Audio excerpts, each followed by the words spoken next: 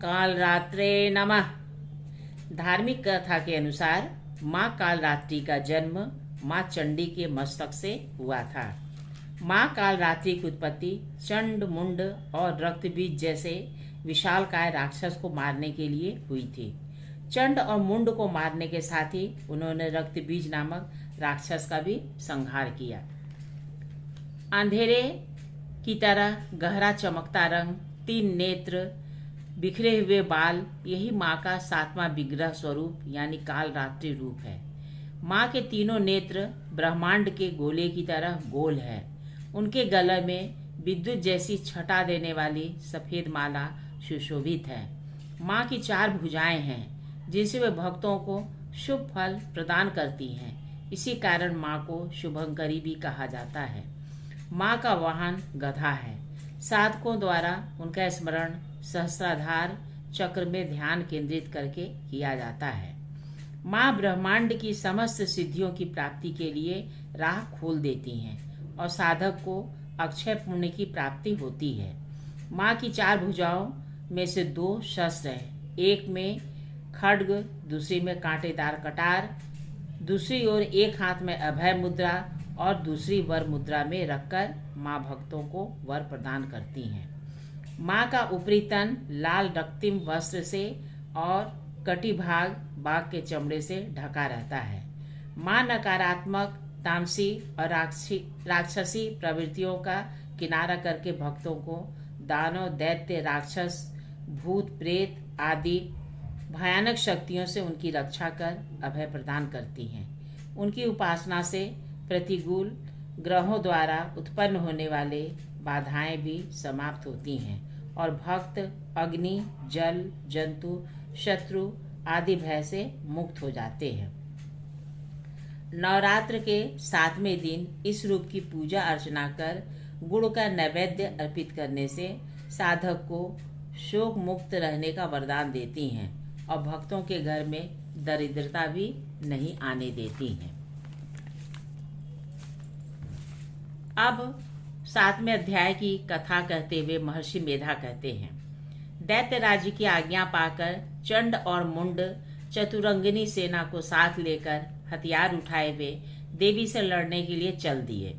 हिमालय पर्वत पर पहुंचकर उन्होंने मुस्कुराती हुई देवी जो सिंह पर बैठी हुई थी देखा। जब असुर उनको पकड़ने के लिए तलवारें लेकर उनकी ओर बढ़े तब अंबिका को उन पर बड़ा क्रोध आया और मारे क्रोध के उनका मुख काला पड़ गया। उनकी भ्रिकुटियां चढ़ गईं और उनके ललाट में से अत्यंत भयंकर और अत्यंत विस्तृत मुख वाली लाल आंखों वाली काली प्रकट हुई, जो अपने हाथों से तलवार और पाश लिए हुई थी।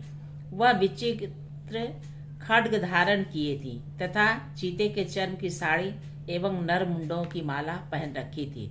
उनका मांस सूखा हुआ था और शरीर केवल हड्डियों का ढांचा था और जो भयंकर शब्द से दिशाओं को पूर्ण कर रही थी वह असुर सेना पर टूट पड़ी और दैत्यों को भक्षण करने लगी।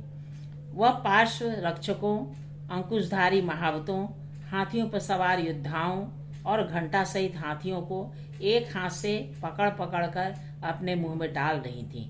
इसी प्रकार वह घोड़ों, रथों, सारथियों व रथों में बैठे हुए सैनिकों को मुंह में डालकर भयानक रूप से चबा रही थी। किसी के केश पकड़कर, किसी की गर्दन पकड़कर, किसी को पैरों से दबाकर और किसी दैत्य को छाती से मसलकर मार रही थी।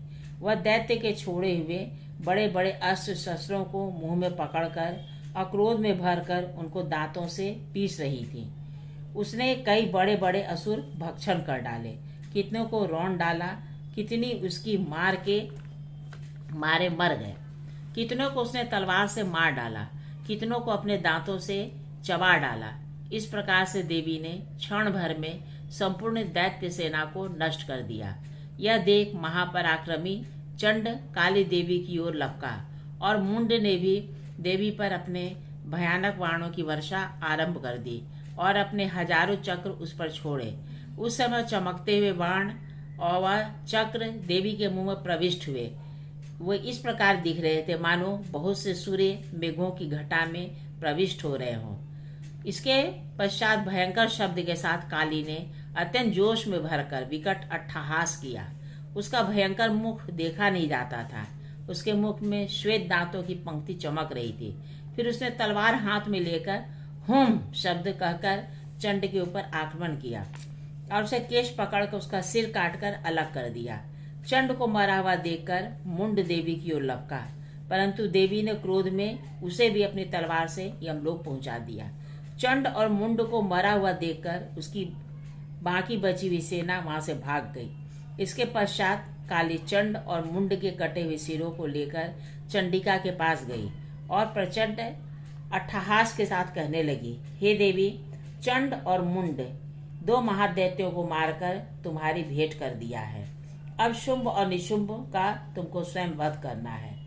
महर्षि मेधा ने कहा, वहां लाए हुए चंड और मुंड के सिरों को देखकर कल्याणमयी चंडी ने काली से मधुर स्वर में कहा, हे देवी, तुम चूंकि चंड और मुंड नाम के राक्षसों का सिर लेकर मेरे पास आई हो, अतः संसार में तुम चामुंडा के नाम से ख्याति प्राप्त होगी। इस प्रकार दुर्गा सप्तशती की 7वें अध्याय की कथा समाप्त हुई।